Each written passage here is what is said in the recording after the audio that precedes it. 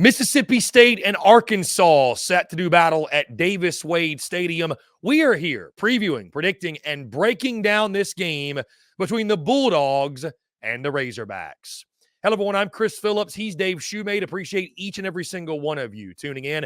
Make sure you like, subscribe, turn notifications. Check us out via podcast, wherever you get your podcast. You can also find us across all social media platforms, as well as our website, SECUnfiltered.com.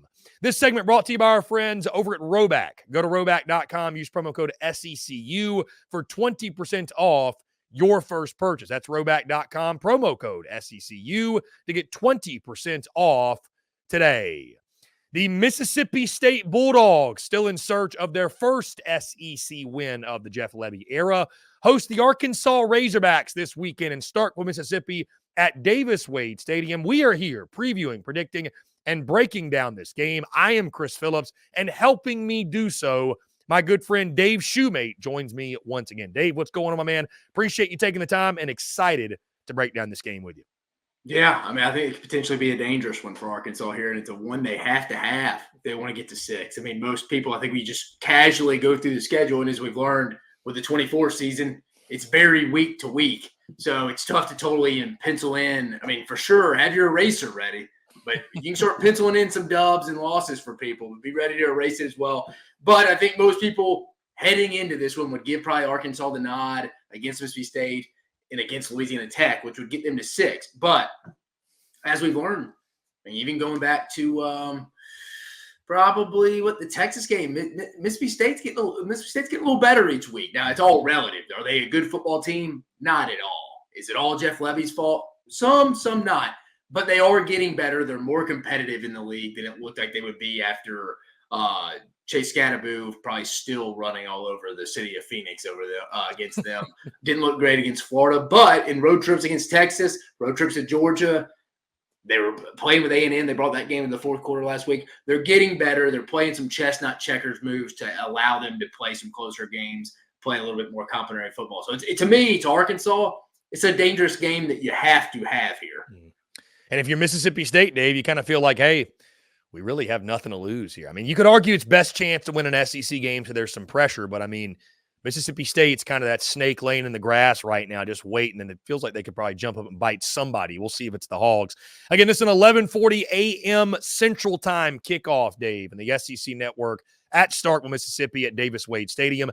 Arkansas, a 7-point favorite in this football game. The over-under is set at 58.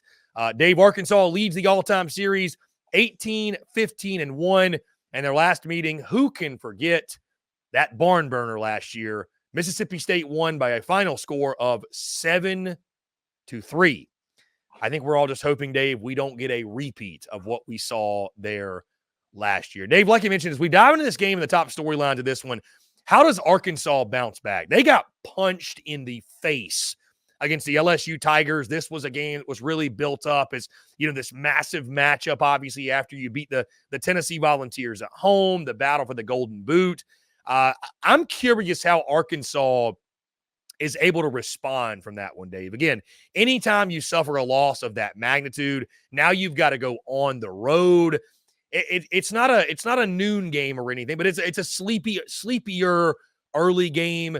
Do you question at all Arkansas? And I guess it feels like coming out the gate fast is really important, because the longer you allow this Mississippi State team, who's playing better, and we'll get there in a second, but the longer you allow them on the home field, longer you allow the cowbells to be ringing and Mississippi State to gain more and more confidence, good chance you're going to find yourself in a dogfight, no pun intended, in the fourth quarter. I think for Arkansas, getting up off the mat, critical in this spot.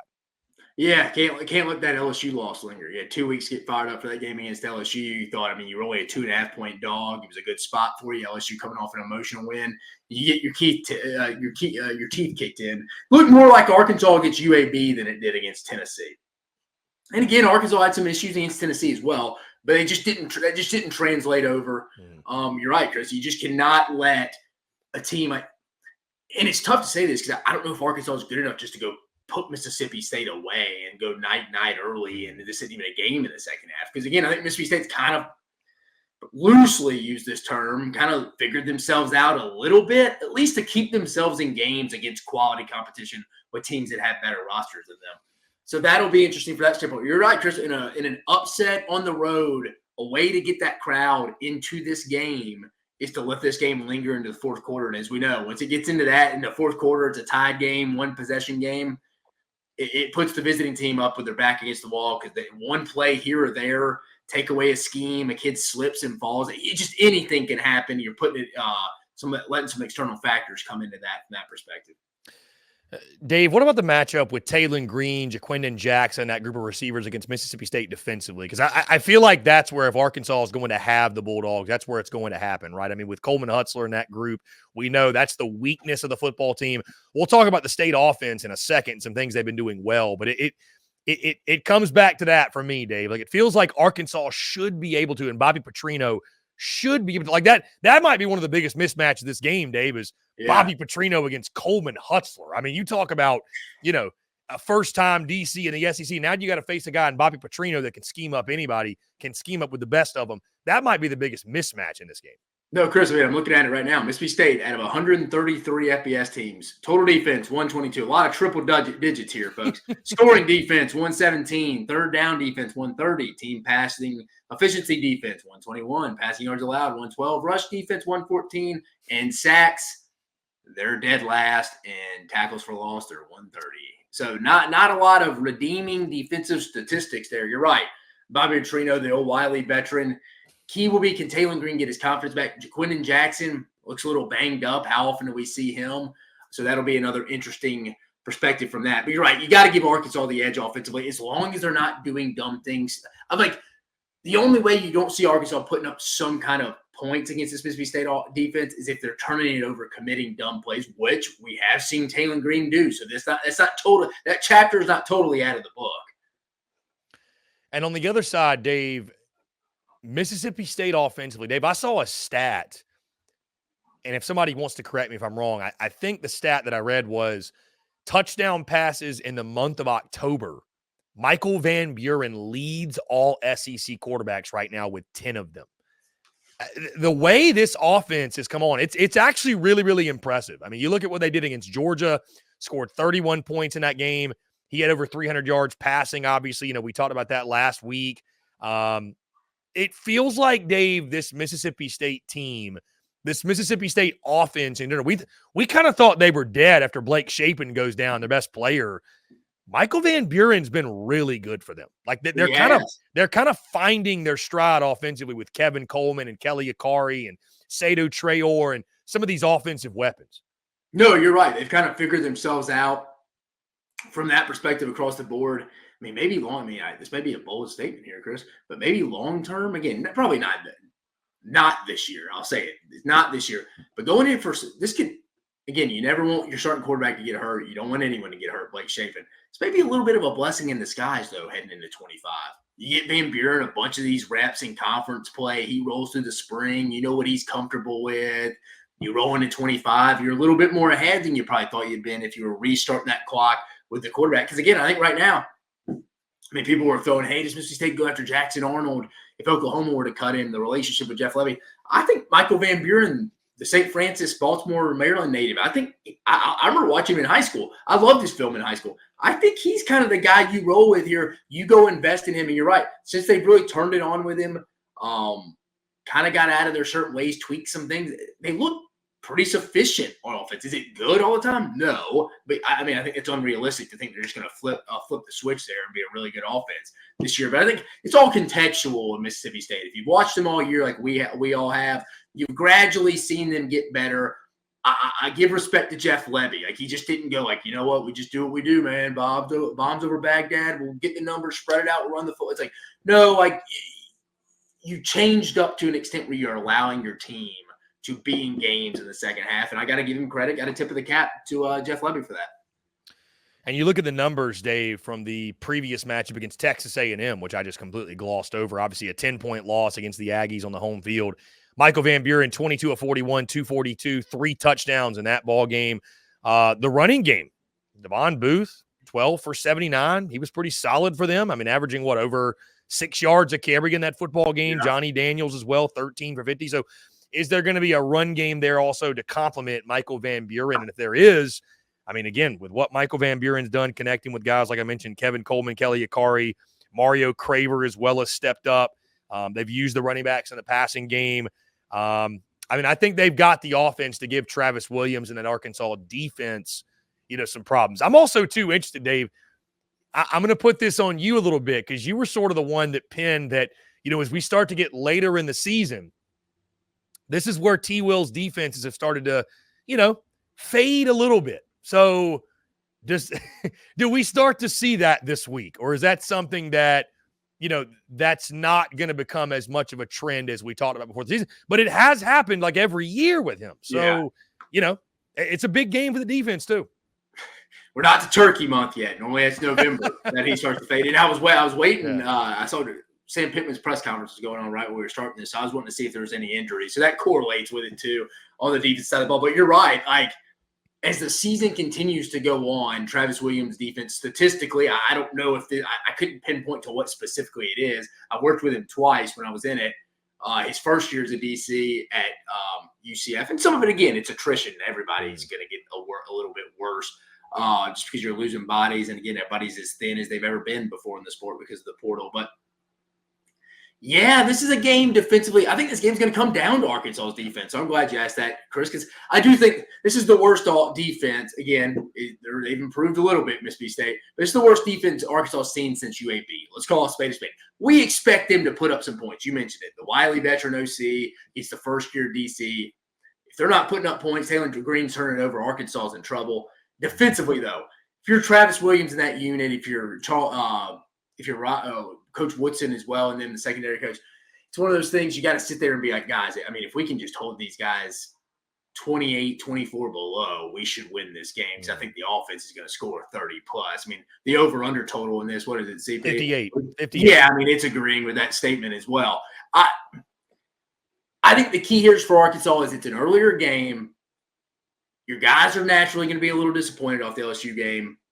They got to have eye discipline here because I think if I'm Mississippi State, like you said, if I'm Jeff Lebby and them, I'm throwing the kitchen sink because I think this is my most winnable conference game. And again, Mississippi State's not going to a bowl game, but don't think for a minute if they were to go get 3 to 4 wins and one win is a conference win against Arkansas at home, who has a big win underneath their cap this year against Tennessee. That would go a long way in his first year. And you continually improve throughout the year. This is their opportunity. They're going to come guns a-blazing.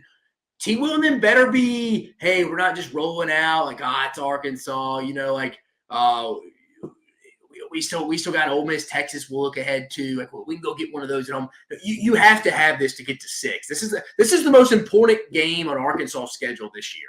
You have to go win this game. I think this game's going to be won on the defensive side of the football for Arkansas. They got to be locked in. This says a lot about Travis Williams trending back on the back half of the season if they were to go get exploited by this Mississippi State offense, who's improved, but I don't know if it's ready. They shouldn't be putting 30 points up against the Arkansas defense, I'm saying. And Dave, while we're talking about coaches again, we can't help but mention, still this ever-evolving, ever-changing dynamic of Sam Pittman. And after the Tennessee game, people are asking, hey, is this it? Is his job safe? And I think you and I and others, we all talked about like, it's a great win, but there's a lot of ball left to go. And, obviously you play LSU and you lose this game, people forget about the Tennessee game. It undoes all the good you did in that Tennessee game. It really does. So, I think especially too after how last year's game went, losing 7-3,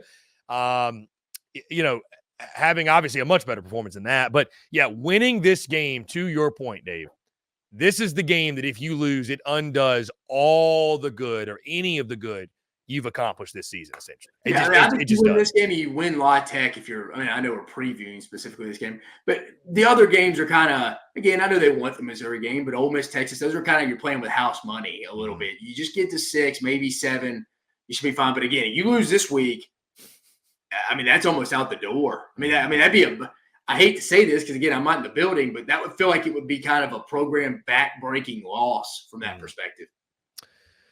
Dave, on that note, let's go ahead and lock in some predictions, some picks for this game. I'll start, and then I'll let you go, Dave.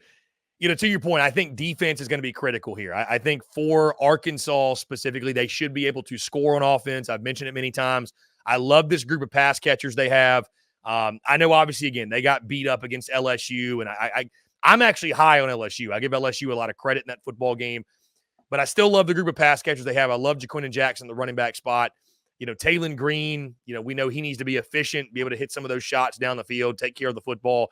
Defensively with Travis Williams, Dave, you made the point. Again, Mississippi State's defensive numbers are what they are. This team is improving. They're getting better, but like we say, they're improving. They're covering spreads like you've talked about it before. Mississippi State, you can just cover spreads in year one of Jeff Lebby. That's a win. That's something you can sell to the boosters. They're covering spreads. They're not beating anybody per se, right? Even last week, 10-point loss at Texas A&M.